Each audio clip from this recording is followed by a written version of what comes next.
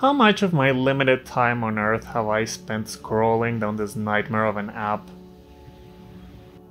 Back when the movie Fire Island first came out, my friend Frank said he'd much rather see stories where being gay wasn't shown as being mean or miserable, and like, I get it, but God does it all feel mean and miserable sometimes. This guy's name is Jose and he's very buff, not making me feel bad at all. But enough about queer misery, how about some queer joy? I mean, it's Pride Month after all, and I have the gayest topic of all. Let's talk about Oscar Best Actress races. Back in the first few months of 2018, all the awards pundits agreed that the Best Actress Oscar race was locked between two legends. Industry darling Glenn Close in The Wife, and pop girly Lady Gaga in A Star Is Born. They are each gay icons in their own right, and all the award season gays were being forced to pick sides as the ceremony approached. It truly could go either way. Until... And the Oscar goes to... Olivia Colman. Iconic, wonderful, no notes. Especially because although Olivia Colman wasn't quite a gay icon yet, she was actually playing a gay character. In The Favourite, Olivia Colman plays Queen Anne of Great Britain and Ireland, a grief... Why did I say it like Ayo Edebiri? Ireland. In The Favourite, Olivia Colman plays Queen Anne of Great Britain and Ireland, a grief-stricken, chronically ill monarch who suffers endlessly each day despite being the most powerful woman on earth. Her only comfort seems to come from the rabbits she raises as stand-ins for her miscarried children, and the two women violently competing to be both her lover and her favorite, Sarah Churchill and Abigail Hill. The Oscars have a complicated history with, well, every minority, including the LGBTQ community. 17 performances of queer characters have won Oscars, for example, but only 4 LGBTQ actors have won an acting award while open about their sexuality, and only 1 performance overlaps. There is a disconnect in what queer stories are recognized and who gets to partake in them. The concept of gay Oscar bait has become a bit of a cliche.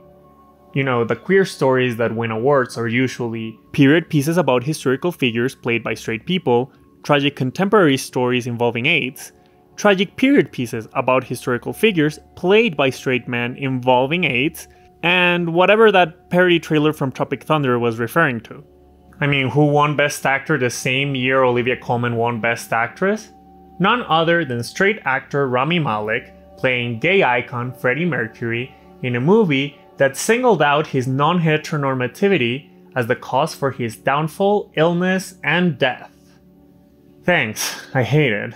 Do you have any idea how hard it is to style curls that look good while you're laying down? It's impossible. Now, The Favourite, despite being about a tragically framed queer historical monarch, is far from gay Oscar bait. Even though it is a non-20th century period piece centering queer romance, it avoids homophobia as a narrative crutch. The antagonistic force is never intolerance, but rather the queer characters themselves in a violent love triangle. Media critic Princess Weeks wrote for the Mary Sue that watching the catty behavior of 3 white, lesbian, bisexual, queer women is more relatable than some sad, tragic story about coming out. Coming out stories matter, but in 2018, I'd rather watch The Favourite than Boy Erased, which wants to make so much money off of the pain that gay people go through without providing something more interesting as well. It's interesting she brings up Boy Erased, a movie released that same year about a gay teenager in conversion therapy. It certainly felt like an attempt at a depressing Oscar-winning gay story about queer suffering, but that's not even what I hold against it. To me, the problem with Boy Erased isn't that it's miserable, it's that it's incurious and boring. That's probably why no one was talking about The Favourite as yet another story of queer misery, even though it definitely is one. I mean, the things Queen Anne goes through in this movie are often unbearable, but they are also engaging and interesting and layered. Boy Erased is none of that. So how can someone explore queer misery should one want to? You know, if you actually want to say something and not just win awards. Perhaps one of the most acclaimed depictions of gay misery ever is Tony Kushner's Angels in America, which elevates the suffering of gay men during the AIDS crisis to a metaphysical plane, unraveling interwoven threads of history, identity, and religion to make sense of an overwhelming tragedy. The play was, and still is, widely regarded as one of the most important pieces of American theater, and its HBO adaptation has similarly become a classic of the early golden age of television, and rightfully so. It's such a fascinating mix of raw emotion and lyrical dialogue that it renders subtlety obsolete in order to do justice to the intensity of the suffering. Writer and AIDS activist Sarah Schulman does not share in on the universal praise for Angels in America. She laments that this and similar works that have come to define the crisis show a lone and abandoned gay man with AIDS contrasted with a homophobic straight person who heroically overcomes their prejudices to support the poor gay man who has no community and no political movement to protect him. Of course, the opposite was true. Gay men with AIDS were abandoned by most straight people, including their families, neighbors, and government, and they were defended by their community.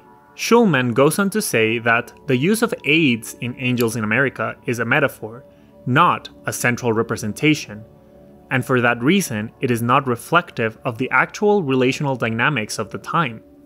Coincidentally, this associative impulse produced a work that straight people loved and were comfortable with, and it, as a result, became iconic and incontestable. If it had been about straight people abandoning people with AIDS and gay people heroically overcoming heterosexual cruelty to save each other's lives, which would have been accurate, I don't know that it would have been so thoroughly praised and elevated.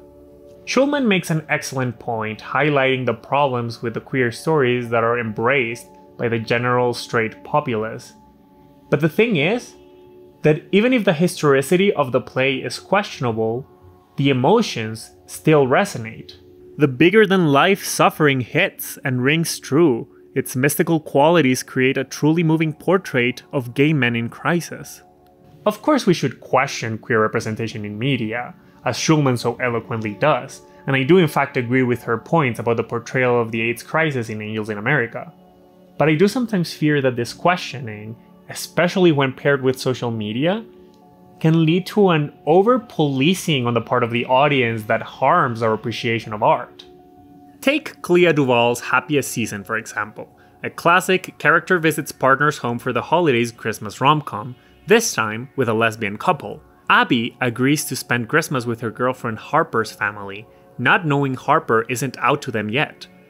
I found it an endearing and funny look at the often intricate process of coming out, as well as the stress this expectation puts you under.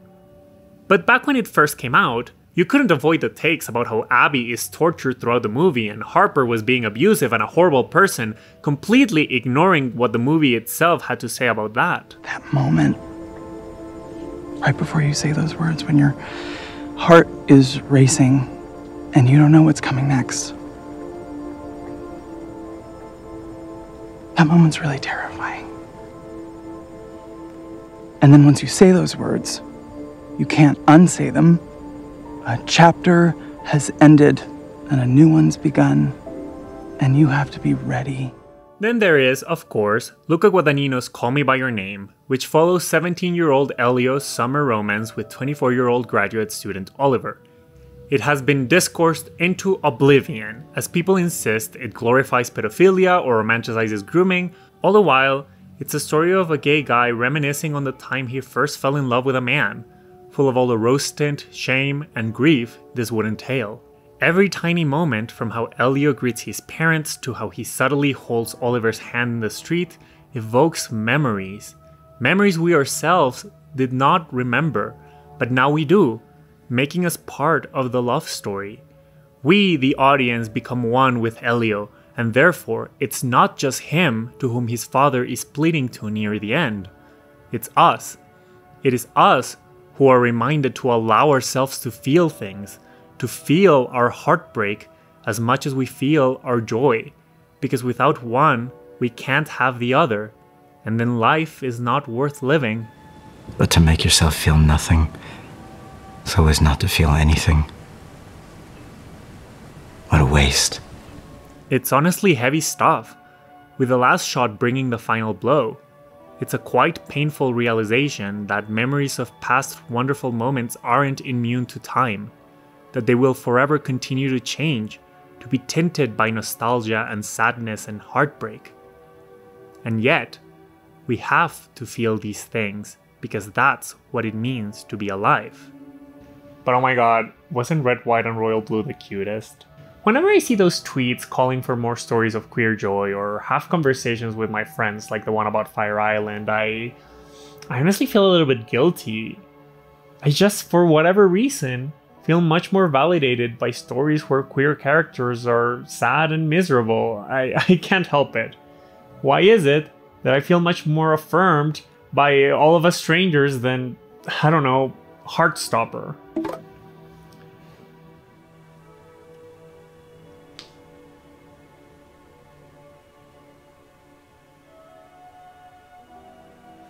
Look, I'll be here a while, so mind if I keep going?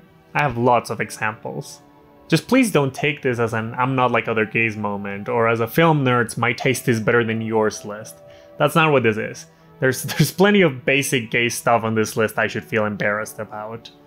I would just like to share some of my favorite odes to queer misery with you. The ones that have kept me company. Who knows?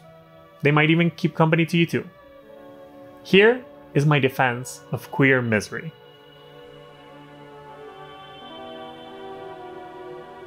When discussing Angels in America, Sarah Schulman brings up its slightly less lauded contemporary, The Normal Heart, as a much more accurate depiction of the AIDS crisis, which is interesting for a variety of reasons.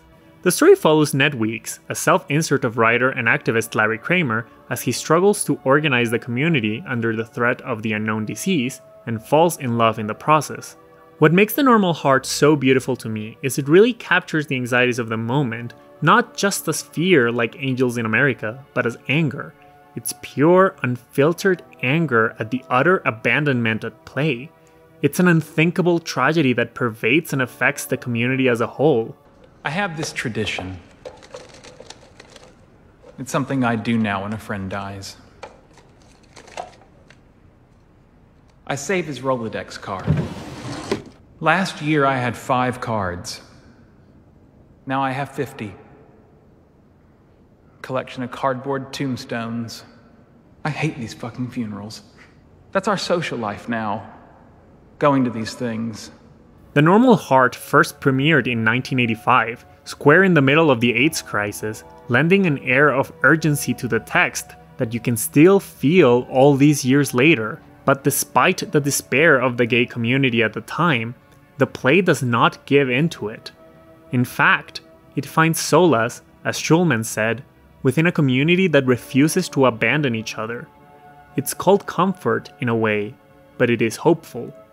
It's much more optimistic than Larry Kramer's previous exploration of New York gay culture. Can we say that? Okay. Facts. I have a copy of the book. I would hold it on frame, but I lent it out to a friend and she didn't return it to me on time, so I'm sorry. This 1978 novel captured, in hindsight somewhat miraculously, a portrait of New York's gay culture right before the AIDS crisis hit. One of seedy locales, of unrestrained promiscuity, of irresponsible drug use. It was, and still is, fairly controversial for its perhaps sex-negative outlook, a judgmental treatise on the gay community. But that's not at all what I get from the book. I mean, Larry Kramer's standing, Fred, indulges in all of the same habits that he so strongly condemns. That could be read as hypocrisy, sure, but I think it's actually something much more earnest than that. Alienation, however, does not lead our hero out of society, but deeper into it, for he is impelled by a curiosity to know down to the smallest detail the corrupt world that he wishes to escape. Concealing his opposition, he takes part in the intrigue of his day with the secret aim of proving to himself, by the very falseness of his conduct, the distance that separates him from his contemporaries. If anything, I think it's a very unfiltered admission of guilt of the gay self-perpetrating cycles of misery, in which something within the queer experience will make you feel bad, but still you do it. Because A, that's what the experience is supposed to be, and B, it's, well, addictive. Unlimited casual sex can, just like drugs, feel good, but you need to know how to navigate it. If you don't, you can very easily spin out of control. The stigma and the friction with others can bring out the worst in everyone. Every though I shall not use this word, considers his homosexuality as very special to him, in the sense of sacrosanct, like a pain which he has lived with a very long time. Thus, it becomes a sacred pain, and one which is difficult to challenge on the one hand, or to share with another on the other, whose comprehension of exactly the same pain would seem to make him the obvious choice of sharer, helpmate, lover, but which in fact makes him just the opposite. Makes him a combatant in the same arena, fighting to see who is the victor over the same spoils. Christopher Isherwood's A Single Man and Tom Ford's movie adaptation focus on this sacred pain as it is further infected by grief. George's complex inner world is undergoing an insurmountable crisis, the sudden death of his partner, but it all has to stay inside him. Every interaction through his day subtly emphasizes the ways in which he is not normal, further pushing these emotions deeper into himself. Straight people, they would never understand, and that forced isolation makes it even harder to open up, let alone connect with fellow queer people, combatants in the same arena. Sure, that was the early 60s, and the world was much more hostile to that still alien concept of homosexuality, but it's not like it has gotten that much easier to relate to that normality. Chris Kelly's Other People juxtaposes self-elevated queer identity with that exclusive normality from which it now wishes to distance itself: all-American suburbia. As David descends from New York City back to Sacramento to be there for his dying mother, he comes face to face with a world that never understood him. At the grocery store and at his own home, something is always there in between him and others, and it's slowly driving him crazy. Not only is he forced to engage with the superfluous niceties of family dynamics, but he's also being asked by everyone around him to drop in and out of a facade that he doesn't understand the point of. He simply can't pretend things are normal, and I get that. Well, I'm a fucking good person. Where are the laxatives? I just fucking want to find the laxatives. Where the fuck are the laxatives? This is the most accurate representation of having to move back to your hometown, and I wish I was kidding. I love how these ugly feelings are able to breathe. We're never going to be good, kind, understanding, or rational 100% of the time, and we shouldn't expect fictional characters to do so either. That's the beauty of art. It lets us engage with our own worst instincts outside of our own worst moments. But nuance isn't something that people are great at when it comes to mass art consumption now, is it? It seems that whenever a story comes by with some gray moral complexities, the discourse turns a conversation into a morality contest.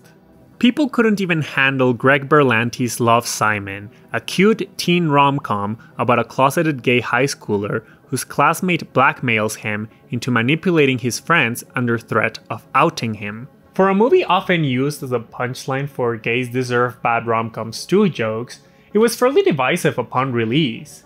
It's weird how a movie could simultaneously be too basic or written for straight teen girls, and complex enough to spark genuine discussion about representation. People were saying that Simon was boring and a simulationist, that he was a bad person for manipulating his friends, that his friends were bad people for getting mad at him over manipulating them. It was genuinely refreshing to see a studio teen rom-com invite that kind of conversation, but it was also frustrating that so much of it was moralizing instead of seriously engaging with the text. I don't care if you didn't think that my coming out was going to be a big thing, Martin. Look, you don't get to decide that. I'm supposed to be the one that decides when and where and how and who knows and how I get to say it. That's supposed to be my thing. Its spin-off series Love, Victor seemed to respond to this by delivering hallmark levels of boring teen dynamics, the epitome of milquetoast television. Those stories my friend preferred over Fire Island in that initial text? He was talking about Love, Victor. And I'm sorry, Frank, I love you, but no! Love Victor bad! The show follows Victor as he navigates his own coming out journey, and that is about as much as I can tell you, because although I watched every single episode, I don't know why, I don't remember a thing. It's one of those boring high school shows where all the conflict comes from character A not telling something to character B, and it's very repetitive and very dull. I'm not saying that this and other gay teen media all have to be gritty and realistic. It's escapism after all. A lot of people like that. Occasionally I do too. But something being escapism shouldn't be an excuse to drain it of every flaw that could make it actually engaging. Escapism is not what made closeted me bankrupt MoviePass by repeatedly going to see Love, Simon in theaters back in 2018. It made me feel confronted about my own behavior. And I like that. I needed that. It felt like a much stronger incentive for me to come out than fluffy teen gay romance. Well, that and Jennifer Garner telling me I got to exhale now also helped. Because when I think back to my own closet, it was bad. Really bad. And I don't just mean that I felt like shit, even though I constantly did. I mean that I was bad, or I did bad things because of the pressures of the closet and my inability to handle them. I don't like who I was in the closet. And I feel like those are the kinds of complex feelings that could benefit from even Love, Simon levels of acknowledgement and exploration. Sometimes our queer journeys suck. And if there's something that makes navigating those feelings a little bit easier, is sincere introspection. That, not escapism, helped me escape my coming out hell. One incredibly flawed piece of queer art that guided me through my journey towards self-acceptance was Transparent, Joey Soloway's semi-autobiographic show about a family reacting to their patriarch coming out as a trans woman late in life. The sudden unveiling of this truth uncovers the complex network of family secrets, lies, and toxicity that has always kept them from achieving any form of unit. The captivating thing about Transparent was its incredible tenderness when it came to the difficult personal journeys of the Pfefferman family. You're lovable. We both are. An almost magical realist approach brings inner worlds up to the surface in beautiful ways, continuously exposing all the baggage that, yes, keeps us from becoming ourselves, but also is ourselves. But you know what? The Pfeffermans? They kind of suck. They're also careless and self-involved that most of the people around them get fed up with their shit at some point. Even Mara Pfefferman, the heart of the show, is judgmental and evasive and frustrating. They're all frustrating. And that is so refreshing. Comforting even. Because what's the point of exploring generational, familial, and minority trauma if we don't recognize how these make us flawed people? It's kind of like how Hedwig in Stephen Trask and John Cameron Mitchell's Hedwig and the Angry Inch is also a victim of circumstance, carrying the trauma of never fitting within any binary, east or west, slavery or freedom, man or woman. Top and bottom. What if we change our picture?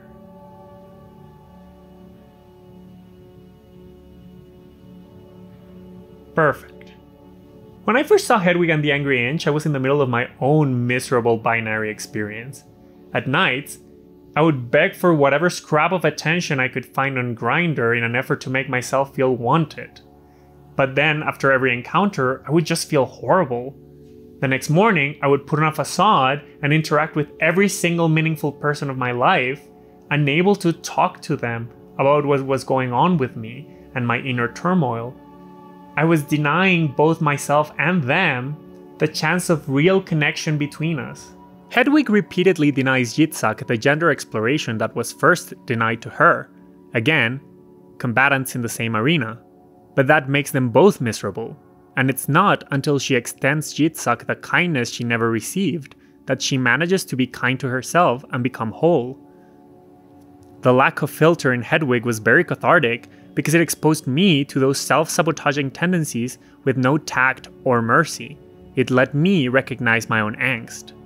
And sometimes angst is all we know how to handle. That's why Xavier Dolan's I Killed My Mother was exactly what I needed at 19. You'd think it was made by a 19-year-old.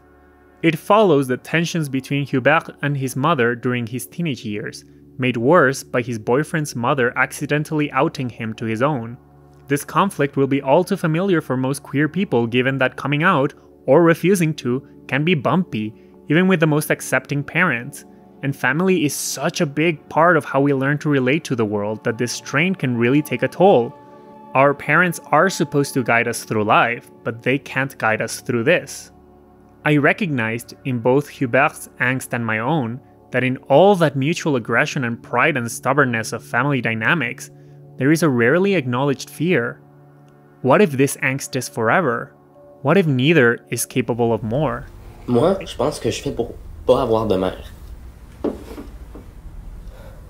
Peut-être que ta mère est faite pour pas avoir de fils. It's like the conflict at the heart of Fun Home, another quintessential guide to my coming out journey. Both Alison Bechdel's memoir and its musical adaptation desperately search for any kind of connection between Bechdel and her dead father, whom she posthumously finds out was secretly gay. He could have understood her in life, but he merely upheld the conflict between himself and his daughter. That's the heartbreaking realization. They could have had something in common. He could have helped her. But he didn't. He chose not to. And there is no going back to change that. This is where it has to happen. There must be some other chances. There's a moment I'm forgetting where you tell me you see me. The only thing Alison can do now is learn from her father's mistakes at connecting so she doesn't bottle up her own pain like he did. He didn't get to live as he was. But if she chooses to work through the pain, she might get to. Let us briefly slip into queer coding territory for a story about queer misery that was so important for me as a teenager, I wouldn't dare leave it out of this list. Especially because it is specifically about the dangers of not exploring these feelings at all. The queer subtext in Disney's Frozen has been so thoroughly discussed it has practically become text. Throughout all of her youth, Elsa was told to conceal, to not feel her feelings because they did not manifest in an acceptable way. She is told that these feelings will result in danger to those around her, pushing her deeper into existential dread. But as it turns out, it's hiding these feelings that causes pain, both to herself and her sister. It's once they are no longer a secret that she allows them to come out in full, to fulfill her own potential, but it's only after she learns to share them with Anna that the pain can actually stop. An even better Disney movie about queer misery was a contemporary of The Normal Heart and Angels in America, and it shows. Disney's Beauty and the Beast, released in 1991, was helmed, in part, by Howard Ashman as lyricist and producer. He would not live to see the finished product, for he died from complications of AIDS months before its release. This has led many, myself included, to reflect on the queerness of the Disney movies that Ashman worked on. But I didn't even need to know that first in order to see myself in Belle, the perpetual outsider in a small-minded community. She's weird, and even though they all want her to conform, she refuses to. I certainly related to that a lot. But in less proud moments, I also saw myself in the Beast, who is cursed to be seen as a monster by everyone around him, to the point in which he too has begun to see himself as a monster. Worst of all, the only way out is to learn to love another and earn their love in return. As the years passed, he fell into despair and lost all hope. For who could ever learn to love a beast? The realization of self-sabotage, the certainty that solitude is forever. How does one learn how to love when no one showed you love in the first place? It's hard to convey how much this meant to me. The movie is dedicated to our friend Howard, who gave a mermaid her voice and a beast his soul. We will be forever grateful. If the beast's soul is truly Howard Ashman's, I too am incredibly grateful. It wasn't until I delved back into these stories for this video that I realized there was a pattern in the stories that kept me company in the closet. They're all about figuring out what to do with the self-perpetrating misery that pervades our existence without ignoring it. They are about acknowledging it so we can stop hurting ourselves and each other and, instead, grow together. I love it when stories engage with pain, misery, and heartbreak not as things to avoid, but as things that we grow from. Todd Haynes' Carol does wonders with this, imbuing the ill-fated lesbian period romance with beautiful melancholy. Carol, a depressed socialite, falls in love with Therese, a shopgirl, in 1950s New York City. Despite the predictable hurdles in their romance, they never, not once, surrender the significance of having met at all. The struggle is an intrinsic part of their unique, unrepeatable love story. Dearest, there are no accidents, and he would have found us one way or another. Everything comes full circle. Be grateful it was sooner rather than later. I especially adore the fact that Carol recognizes there won't necessarily be answers or explanations beyond the struggle itself, and that accepting this is part of coming of age. Please don't be angry when I tell you that you seek resolutions and explanations because you're young, but you will understand this one day. That kind of acceptance of a tragic destiny drives Greg Araki's The Living End forward. Luke and John meet just as John finds out he's HIV positive, just like Luke. Welcome to the club, partner. The perceived death sentence leads both of them on a crime spree fueled by the urgency and desperation of living while you're dying. The two lovers fight against the instinctive helplessness of having the whole world as your enemy. Under these conditions, it's no surprise that love has to hurt, and that pain makes you feel as alive as ever. There's something inherently queer about that instinct to not just accept, but also embrace the pain, because it's part of the price of self-fulfillment. You will suffer whether or not you accept who you are, so might as well make it worth it. Take Chiron in Barry Jenkins' Moonlight, whose coming of age repeatedly reinforces the social consequences of queerness. The movie's triptych, 3 differing stages of his life, bear his shattered sense of identity. Chiron finds more acceptance as a tough drug dealer than he would as an openly gay man. But the joys and miseries of his child and teenhood still inhabit him. Self-acceptance would have cost him his status, but the lack thereof costs him his growth. He is still, as an adult, as young and lost as when he was little. We talk and joke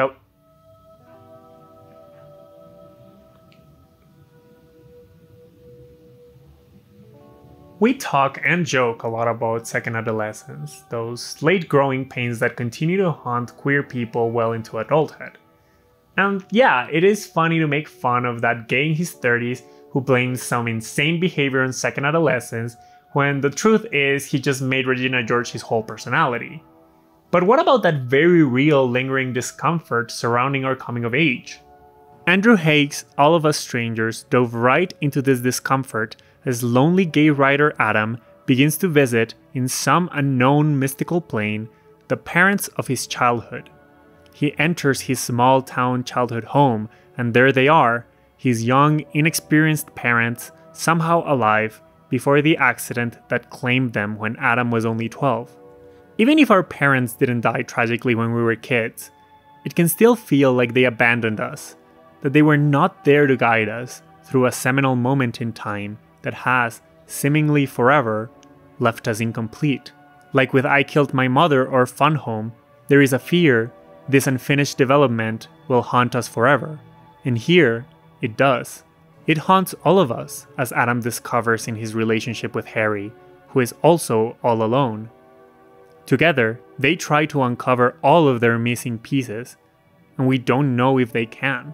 It's all equal parts tender and cruel, especially because it's not just grief over dead parents, but over the idea of our parents, including that inability to nurture us properly, and over the idea of who we could have been if everything had been better, kinder. And God, is it hard to show that kindness to ourselves.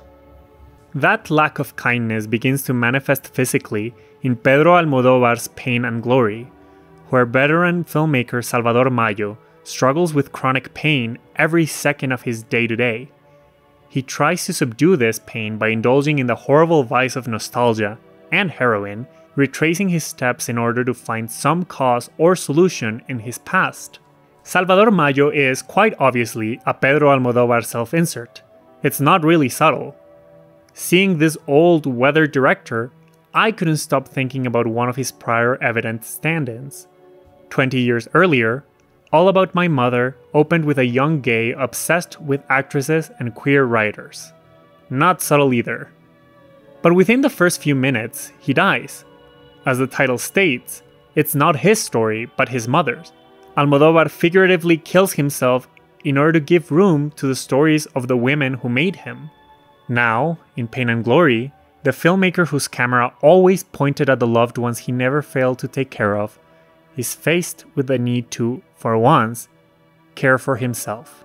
And so, he gathers the people of his past to put together whatever's left of a more tolerable future.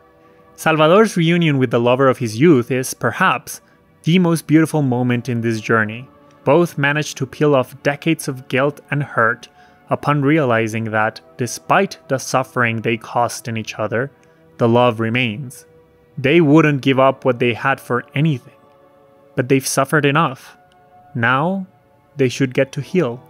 In that way, I find Misery much more life-affirming than fluffy escapism or good representation. The ups and downs of young love, chronic pain, artistic success, and harrowing addiction create cracks in characters that bring them closer to us. This is really not some tirade against queer joy in fiction. People are doing wonders with that. My friend Frank, the one who thought that Fire Island was too mean and miserable, well, he put his money where his mouth was and has been releasing an indie gay comedy series called Open to It. In lovingly parodying gay culture, it delivers a joyful, earnest, and most of all hilarious portrait of our best and worst moments. You should really check out the Pride special they just released. It's hilarious. This is not paid promotion, by the way. I'm just doing this because I love my friend Frank, even though I've been roasting him throughout the whole video. And also, I wrote an upcoming episode in Season 2 of Open to It, and I want you to check it out. I also appear in another episode of Season 2, and I show my ass in it, so that's another incentive. But when it comes to that emphasis on queer joy, I don't know, what is the value of our best moments without the worst ones to compare them to? Can we really have the good without the bad? A person like Bob doesn't have the good things and he doesn't have the bad things, but he doesn't have the good things. George Furth and Stephen Sondheim's musical Company follows 35-year-old bachelor Bobby and how he relates to his many married friends. Through a series of vignettes, the musical sees Bobby interact with all the different couples, as well as some romantic prospects of his own, each subtly exploring different aspects of modern marriage, its appeals, its drawbacks, and its absence. Why is Bobby alone? I can understand a person if he happened to be gay. Could it be that Company, written by two gay men in the 60s, had something to say about heteronormativity from inside a narrative closet? Robert, did you ever have a homosexual experience? I beg your pardon? Oh, I don't mean as a kid. I mean since you've been an adult. Have you ever? Well, yes. I have, actually, yes. You're not gay, are you? No. Many have hypothesized about this, and yet both Furth and Sondheim refused to alter the text in subsequent decades to make any queerness explicit. Instead, Bobby's emotional turmoil remains elusive, both to him and to us, the audience. Not because the musical looks to avoid answers, but because there are too many. Bobby being gay would be the easy answer. Because I have looked at all that, at marriages and all that, and what do you get for it? What do you get? Film writer and critic Kyle Turner writes that Company, as an abstraction about love and loneliness and sex in the city, is queer, not because its main character may or may not be gay or bisexual or queer, but because it dares to let its lead abstract these assumed virtuous and expected life goals into the unfamiliar, alien, and ambivalent. I think I might not be gay. You're gay. You don't know that. Todd, your favorite film is Legally Blonde. Well, that's just it. I've always dismissed the possibility of having any heterosexual feelings, but I think that's because I've been socially conditioned to be gay. Kids have been calling me a at recess ever since the 2nd grade. I never really had the opportunity to explore the female gender. James Sweeney's Straight Up brings that conversation to our current time, one still obsessed with companionship and with labels, even if the definitions of these have managed to expand. Young Todd has always been gay, but more in theory than in practice. His OCD leads him to struggle with sexual intimacy, making him feel alone and unable to find a viable partner. However, when Rory, a cynical actress, comes into his life, Todd's sense of identity is shattered. The two connect in ways new to Todd, and they soon begin an unconventional romance on their own terms.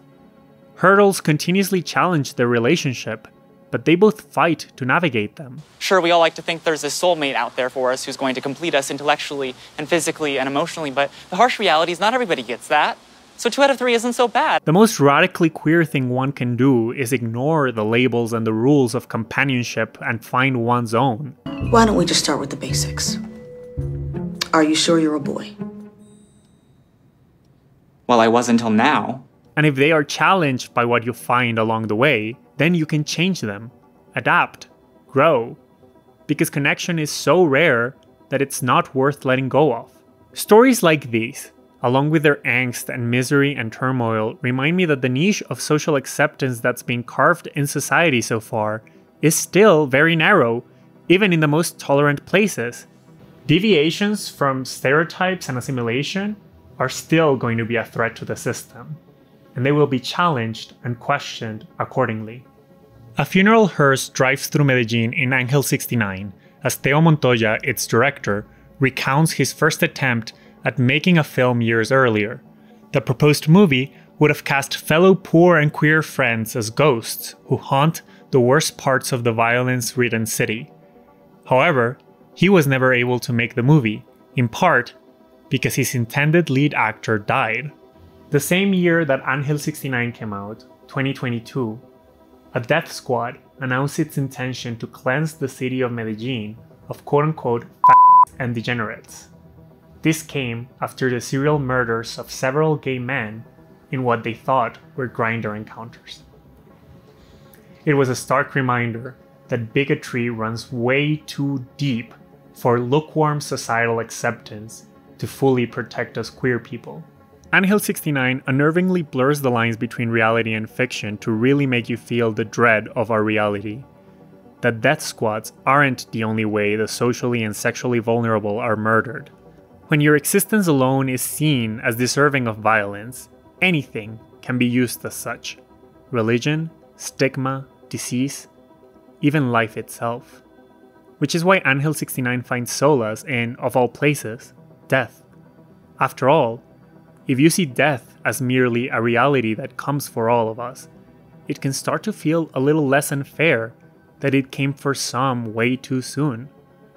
It can also help you live more comfortably among the ghosts that so vehemently haunt every corner of this messed up country of ours. But tragedy is far from the only way to come face to face with these ghosts, and you don't need something as heavy or stirring as Angel 69 in order to engage with them, although I definitely recommend that you check it out. You can also face the ghosts of homophobia, both external and internalized, in the ways in which Chris Kelly and Sarah Schneider's The Other Two does. It's a ridiculous satire of our popularity-obsessed zeitgeist that follows Carrie and Brooke, two stagnant millennial siblings, as their teen brother becomes a celebrity overnight. Carrie, the gay brother, has a lot of baggage in regards to his own sexuality and how he expresses it. Don't worry, it's still just regular ice cream. Which is why no matter how much he achieves, he still ends the day alone and depressed. Despite being out and proud, he can only relate to his fellow gay men as either stereotypes, professional stepping stones, or unattainable crushes, making him a window into the loneliness that comes from needing to be liked, but fearing to be known. Which actually takes me to perhaps my favorite recent example of this subgenre I repeatedly and lovingly call queer misery. Let's go all the way back to this moment. Olivia Colman. No, not the favorite. Melissa McCarthy, can you ever forgive me? But it wasn't really my work, was it? I mean, if I had put in my work, then I would have been opening myself up to criticism.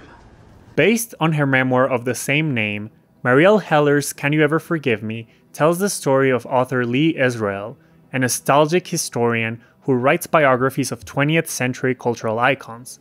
While a very good writer, the problem is she's not getting any work anymore, mainly because she's sort of a nightmare to deal with. You can be an asshole when you're famous, but as an unknown, you can't be such a bitch, Lee. Lee is rude, snarky, brutally honest, and unpleasant, not to mention a tomboyish lesbian who refuses to concede any aspect of her difficult personality to the quote-unquote decent world around her. The only one who can stand her is Jack Hawk, a charming gay vagabond equally rejected by society. She died. Jesus, that's young. Maybe she didn't die. Maybe she just moved back to the suburbs. I was confused those two. No, that's right. She got married and had twins. Better to have died. Indeed. The two find solace in each other's misanthropy as Lee embarks on an ambitious scheme to make a living, expertly forging letters from dead writers and artists to sell them to collectors as memorabilia. This movie is delightful. It's the ultimate example of be gay, do crimes, helmed by two of the most oddly charming performances I've seen. The plot is riveting, the dialogue witty, and the vibes immaculate. But the heart of it all is one of the most crushing character portraits I've ever seen. A sad, middle-aged lesbian who can't help but push everyone away because of just how deeply she's internalized the distance society has kept her at.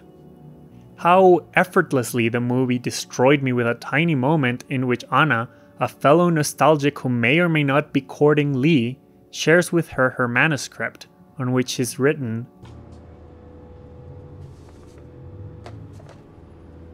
but Lee knows she just can't, and it breaks her heart. At the end of the day, Lee can only seem to find company in fellow gay asshole Jack. But you know what? That's enough for them. In a way, this, the two of them laughing at people at a seedy Manhattan bar, is their own form of queer joy. Maybe that's what I like. Not necessarily queer misery, but that bittersweet, melancholic kind of queer joy that shows up just as the miserable darkness starts to break. In fact, let's go all the way back to the movie that first sent me down this rabbit hole. Andrew Ann's Fire Island is a reinvention of Pride and Prejudice that follows best friends Noah and Howie in their annual trip to the titular summer haven for New York City gays. They and their friends face the complications that stem from an island full of toxic homosexuality in a way that's actually reminiscent of what Larry Kramer wrote in back in the 70s about that same place. It was in Fire Island that Fred, Kramer's self-insert, came face to face with the realization that his lover did not, in fact, want more than just sex with him. He finds out in the middle of an orgy at the Meat Rack, the island's famous cruising spot. Fred says, sooner or later, you're going to have to make a commitment to someone, which means making a commitment to yourself, and a commitment to the notion that our shitty beginnings don't have to cripple us for life. You know something? I'm beginning to think that that's all we allow ourselves to feel. Shitty. You think if you let everybody know how miserable you are being gay, it'll make you less of a f*** than the rest of us? I don't think that I'm better than you. You don't have to, everybody else does. It's not far from how Noah himself approaches the whole matter in Fire Island. He's constantly insisting that him and Howie should dive right into that search for a partner for casual sex, for drug-fueled fun. The gay dating scene is dire, and a lot of the comedy in Fire Island stems from just that, refusing to concede or cater to a hypothetical straight audience. It's in that honesty and self-awareness about the misery that it finds the humor and joy of our often confused and sometimes depressing experiences. In indulging in our faults, it finds the vulnerability to make us revel in our weird delightfulness. This is how we get a rain-covered attempt at a romantic kiss in the middle of the meat rack. The mystery is not set in stone. It is not forever. It is not stagnant. It is not invincible. It transforms. We transform it. The movie arrives at that same conclusion. We don't fix this mess by remaking ourselves in the image of straight people or pretending the faults aren't there. Sure, this is Pride and Prejudice, but it doesn't end in a marriage proposal. I'd argue it barely even ends in a couple. Because, I mean, what happens now? Howie goes back to SF, the Pines bubble bursts, then 6 months from now, they'll probably just be in love. Maybe even happy. It ends in the possibility of something that isn't quite as shitty. Maybe something good even. But we can only get to the good stuff by working through the bad stuff first. They're both ours at the end of the day. Might as well make the most of them.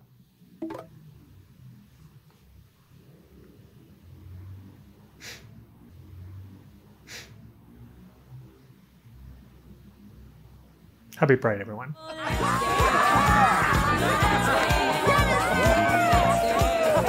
Now, if this video showed us anything, is that it's always important to support queer storytellers and their art, especially if those storytellers are my boyfriend and me. 3 years ago, I made a video I'm still incredibly proud of about the need to decolonize the adventure genre. And now, my boyfriend Camilo and I are applying that same concept to science fiction. Together, we've been developing El Bandeirante 2, a sci-fi screenplay about Latin America's role on the hypothetical colonization of Mars in the face of impending climate catastrophe. Could this be a brand new world of opportunity? Or will the same colonial dynamics of Earth be repeated there? Could human extinction be the best option altogether? We've been looking to all sorts of sources for inspiration, from Soviet programs, associations with Latin America, to local science fiction stories, to even the own history of colonization within Latin America as a means to reflect what could happen on Mars. Earlier this year, we submitted the treatment to Fantasalab, a screenwriting lab that fosters the creation of science fiction and fantasy stories throughout Latin America and Spain. Well, I got it! We're looking to raise some money in order to offset the costs of the lab and further development of the idea. So we'd really appreciate your help. If you can spare some change, please scan the code on screen or click the link on the description below. If not, well, that's okay. Thank you so much for watching the video all the way up to here. That's crazy. I am so lucky for the amount of increasing support that I get on this channel, and I appreciate it immensely. So thank you so much for watching, and I'll see you in a few months.